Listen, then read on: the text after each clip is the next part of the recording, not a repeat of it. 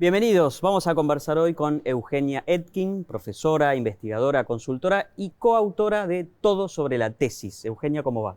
Hola José, ¿qué tal? Muchas gracias por la invitación. Por favor, puede ser un poco raro hablar sobre la tesis o las tesinas o esos trabajos finales de carreras de grado, licenciaturas o posgrados, maestrías, especializaciones, y sin embargo es un gran tema de la educación. ¿Por qué? Porque muy pocos finalizan sus tesis, tanto de grado y posgrado. Hay datos alarmantes de que de 100 estudiantes, 30 terminan las tesis o el 20% muchas veces terminan o finalizan su carrera por la tesis. Por deber la tesis. ¿Y por qué pasa eso? ¿Cuáles son los motivos por los cuales muchos estudiantes que tal vez cursaron hasta 4 años de carreras de grado o más, 5 años, e incluso posgrados que suelen ser también costosos, cuelgan sus carreras, ese esfuerzo de tiempo, cabeza, recursos puestos por deber la tesis? Vos sabés que a los estudiantes siempre en el taller de tesis planteo el primer panorama, que es lo siguiente. Estuvieron 2 años viniendo o cursando 3 veces por semana, para que después no se concluya por una tesis. Una tesis creo que tiene también un aspecto no solamente racional, metodológico, sino emocional. Le ponen tanto peso a la palabra tesis que es como decía, un monstruo grande que pisa fuerte y que viene a vencerte, que te inmoviliza. Entonces, acompañado eso, que tampoco hay como un acompañamiento a los estudiantes para finalizar su tesis. El sistema los abandona, la educación formal, los ministerios, las currículas. Exactamente, le dicen, bueno, ahora hasta acá llegamos en el acompañamiento, ahora solito. Y en esa soledad de hacer una tesis es muy angustiante, porque uno no solamente tenés que combatir con temas metodológicos, epistemológicos, filosóficos, lo que sea, sino con ese que no te den la mano, que estás como perdido. Entonces creo que el aspecto emocional a veces es mucho más importante que el racional, porque hacer una tesis, José, una tesis es una investigación que tenés que argumentar. Entonces, eso es fácil si te gusta el tema, si conoces, pero lo difícil es sentirte perdido. ¿Por dónde avanzo? ¿Cómo hago? Y vayamos un pasito atrás, ¿no? Obviamente las tesis y las tesinas tienen mucha tradición en la educación en todo el mundo, ¿no es cierto? ¿Por qué? ¿Para qué sirve? ¿Es imprescindible que una carrera de grado o posgrado termine con una tesis? Depende de la carrera, José. Hay carreras que lo ameritan, pero hay otras que requieren trabajos de intervención, que son estudios de caso, que pueden ser análisis de situaciones particulares que pueden convertirse en tesis. No es que una tesis de filosofía o sobre epistemología sea súper guau y las otras no. Tienen toda la misma jerarquía, el punto es cómo abordas el tema, la profundidad que le das. Porque podés hablar de un estudio de caso pequeñito, pero verlo con una gran lupa y sacar 50 o 500 páginas para una tesis, o un gran temón que no llegue a ser una tesis. Un país como la Argentina, 45 millones de habitantes o más, millones de estudiantes en su sistema educativo, debe producir una gran cantidad de tesis, aún considerando que el 80%, al menos en posgrados, no la hace. ¿Quién lee todo eso? Gran pregunta. Primero el tesista con suerte, segundo su director con muchísima suerte y los evaluadores que tienen que evaluar esa tesis. Y después son repositorios que quedan ahí y que uno no recurre a leer tesis, porque por ahí lo primero que tiene que hacer un tesista es ver lo que se ha producido sobre ese tema que él está investigando. La vacancia, ¿no? Exactamente. Y muy pocos estudiantes van a la biblioteca a consultar tesis. Y vos decís, ¿te imaginas la cantidad de temas y abordajes que que han hecho sobre diferentes temas para tesis? Pero no seamos igual tan pesimistas, porque sobre todo hay para nada. mucha gente que necesita retomar esos estudios. ¿Qué consejos les das a quienes abandonaron la tesis? Por ahí tenían hasta cierto momento alguna expectativa de retomar, concluir sus estudios, ya no cursan más, probablemente desde hace muchos años. Lo primero es sacarse el peso. esa cosa angustiante. Segundo, una tesis no se hace de un día para el otro. Es decir, la tesis se construye de a poquito, escribiendo lo que se puede, porque si no es mentirse a uno mismo. Una tesis no surge de un día para el otro, ni soñaste el tema y lo haces, sino que requiere de un proceso.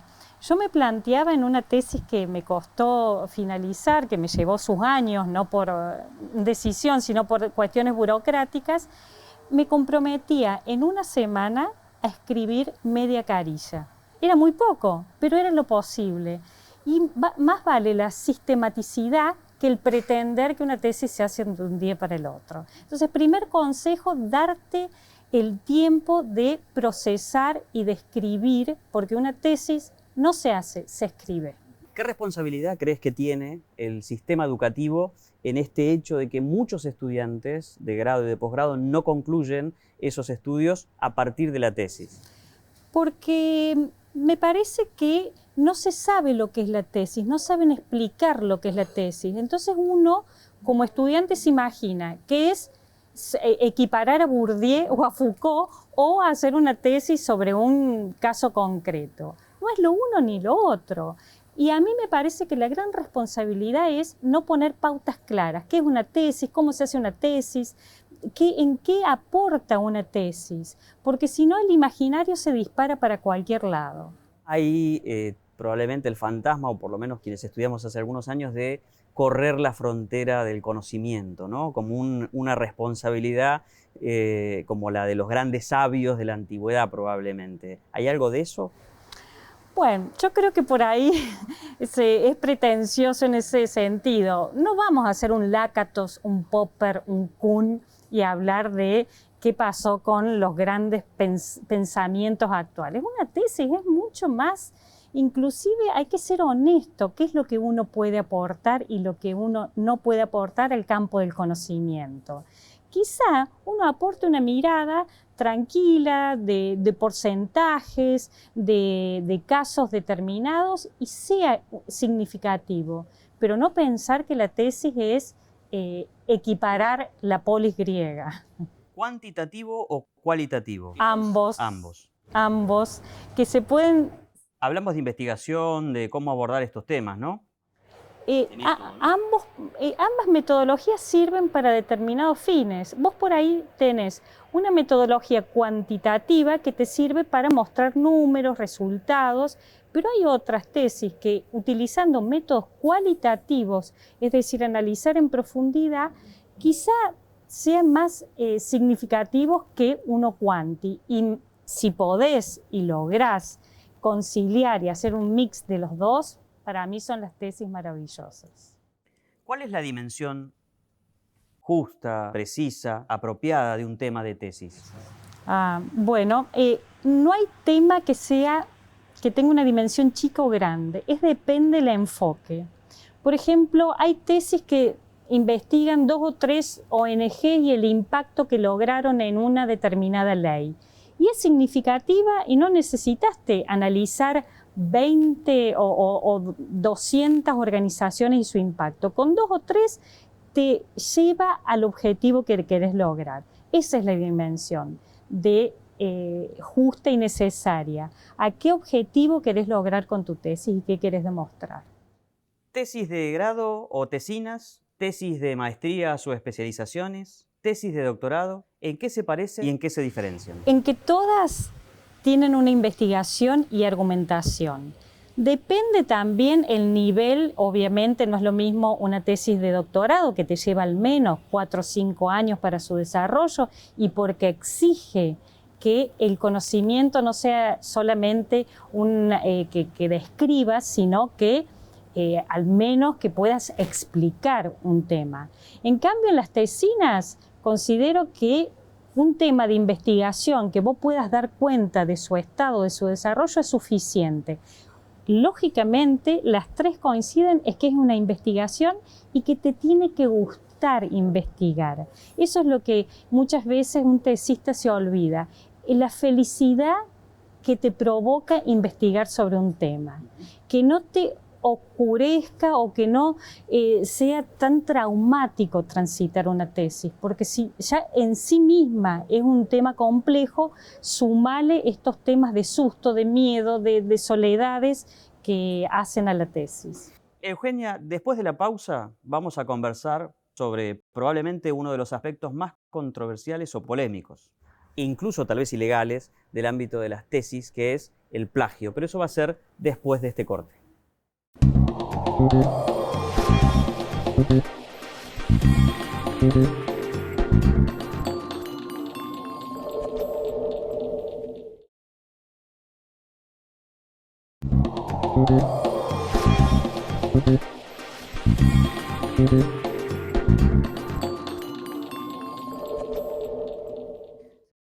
Seguimos conversando con Eugenia Etkin, investigadora, docente, consultora, autora del libro, coautora del libro Todo sobre la tesis. Eugenia, había quedado la pregunta, ¿qué pasa con el plagio, ¿no? La copia, el asumir o presentar como propio algo que es ajeno, muchas veces copy-pasteado, podemos decir, de Internet?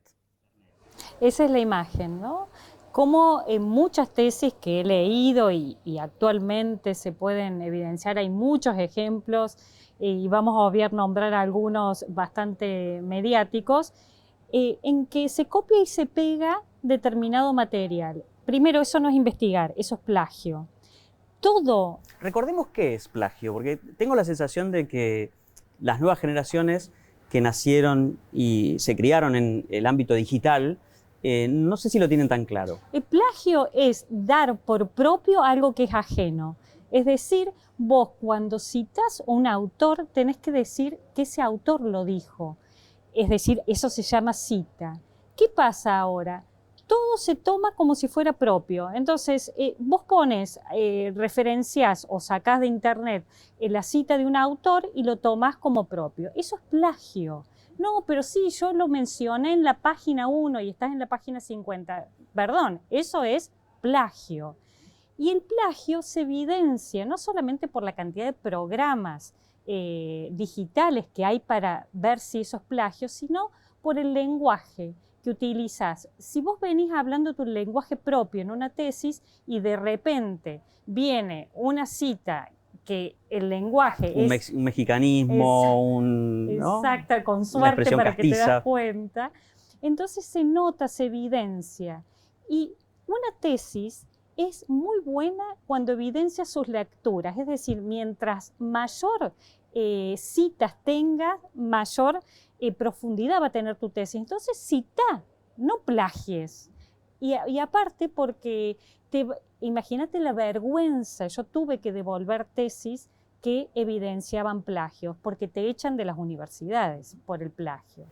De hecho, también creo que hay poca noción de la gravedad del plagio y de las sanciones que están previstas desde tiempos inmemoriales, ¿no? Absolutamente, que es la expulsión, es decir, con suerte te podrán dar una chance que rehagas esa tesis, pero no pasa cuando hay mucho plagio. Yo he leído tesis que estaba el 50% de los capítulos de plagio. Sí. Y muchas veces, tal vez en el pasado, había como plagio, y pongo muchas comillas en esto, como de mayor calidad, en el sentido de que ahí se copiaban autores pertinentes, capítulos, investigaciones previas. Hoy, particularmente en las tesinas de grado, pero también en tesis de posgrado, se observan copias de sitios web de referencia muy elemental. Totalmente. ¿Eso es así? Desde Wikipedia al Rincón del Vago, te pueden plagiar desde ahí, por lo menos sé más riguroso científicamente y toma prestado desde otros lugares. Pero el plagio es, inclusive para no plagiar, reinterpretar lo que el autor quiere decir, pero mencionalo. No podés no mencionarlo, porque la idea no es tuya, es de otro. Y es por un respeto también, ¿no? Hay como una percepción, no sé, más light, más lavada de la obra intelectual, el contexto digital. ¿Esto tiene que ver con, más allá de la tesis y del plagio, con alguna realidad más grande? Sí, se recurre poco a bibliografía de papel, se recurre poco a los autores clásicos, sino se recurre más a reinterpretaciones, que no está mal, porque para empezar una tesis lo primero que hay que hacer, en vez de ir a las obras originales, andate a los papers que se han escrito. Pero sí también hay como una liviandad, ¿viste? Por ejemplo, en el marco teórico de las tesis te ponen un glosario de autores inconexos que no sirven para nada, ¿viste? Porque si vos pones autores porque sí, eso no es un marco teórico. Un marco teórico es la teoría que te respalda tu investigación. Entonces, elegí Los pertinentes. Autores, los pertinentes y lo que vos quieras, pero no un glosario de 200 autores que cada uno diga sobre tu tema lo que piensa. ¿Hay herramientas informáticas digitales para hacer un relevamiento relativamente automatizado de teoría? Sí. Hay algunos de teoría. De teoría sí, hay algunos. Siempre hay que recurrir a los que estén, a las bibliotecas, a los que estén indexados, claro, a bibliografía, como te decía, de investigación, de papers, que estén avalados por universidades. Es mucho mejor ir a ese material que, ni te digo, ir a Wikipedia, que no podés citar en una tesis a Wikipedia. No es correcto. Claro. Hablábamos de las tesis que faltan, ¿no? El 80%, insisto, en posgrado, un porcentaje muy alto, tal vez un poco menor, pero también muy grande en grado. Pero hablemos de las que se presentan y de las dificultades que a veces tienen. Algunas ya las comentamos, ¿no? En la factura, digamos, en cómo se producen, hay dificultades. Pero después está la instancia de evaluación, donde también se puede hacer un diagnóstico. Y a veces, en algunos ámbitos, da la impresión de que tesis bien hechas no están adecuadamente juzgadas. Y a veces eso tiene que ver con, por ejemplo, a quiénes se citan la bibliografía. ¿Eso es una realidad cotidiana? ¿Es muy excepcional? Sí. Bueno, el tema de evaluadores de tesis es un gran tema porque un evaluador de tesis tiene que conocer el tema. No es que se llame a cualquiera, no se convoca a cualquiera a evaluar un tema, sino que debe tener un conocimiento al menos, no en profundidad, porque el tesista, más que el tesista, nadie conoce. Entonces, que tenga el criterio de evaluar. Se llama mucho por azarosamente, como dicen, random, o sea, a ver quién puede evaluar una tesis para llenar el formulario. Y eso es patético. Y por otra parte, a veces, y estas las universidades nacionales tienen experiencias, en que se burocratizan estas instancias y se llama a colegas que están dando en el doctorado o en el posgrado que estén dando para que evalúe un tema que no es de su conocimiento. Entonces vos imagínate como tesista que te pasaste 2 o 3 años o 5 años investigando para que venga un evaluador que no conoce y te evalúe tu tesis. Eso no corresponde y las universidades tienen que tomar en cuenta esta cuestión, que hay que ser responsables, no solamente el tesista con su contenido, sino los evaluadores en su evaluación. ¿Y hay militancia o requisitos militantes, amiguismo? Porque recordemos que en las tesis también son un instrumento de carrera académica, ¿no es cierto? Cuando uno es citado, suma, digamos, para su prestigio e incluso su remuneración en alguna medida. ¿Se da cierto microclima? Vos citame, yo me cito, cita mi amigo, que además yo te apruebo la tesis. Sí, suele suceder, que es vergonzoso también, pero suele suceder en esos amiguismos académicos, pero el peor, José, es a lo que no citas.